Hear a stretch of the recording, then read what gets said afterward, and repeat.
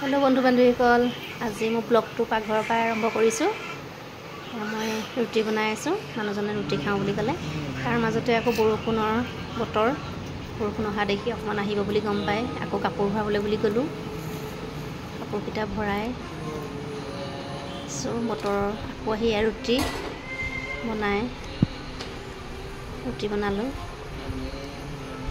বনাই লৈ মই অকণমান ওলাই গ'লোঁ। তাৰ মাজতে আহিল পাৰ্চেল এটা মোৰ। পাৰ্চেলত কি আছে আপোনালোকে চাওকচোন বাৰু।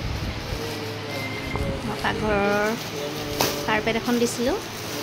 বিশেষকৈ পাকঘৰত খুব অসুবিধা হয়, পানী পৰে, গতিকে কাৰ্পেটখন দিলোঁ।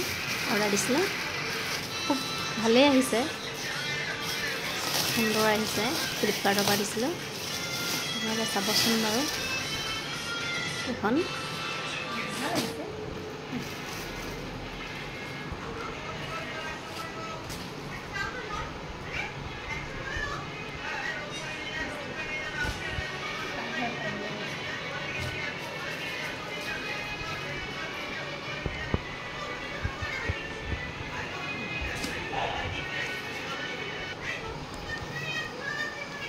ভাল আহিছে। এয়া মই পাকঘৰত আনি পাৰিলোৱে। ভাল লাগিছেনে বাৰু জনাবচোন। এতিয়া আজৰি হৈ সন্ধিয়া চাহকাপ আমি খাব লৈছোঁ। আজিলৈ আহিছোঁ, বাই বাই।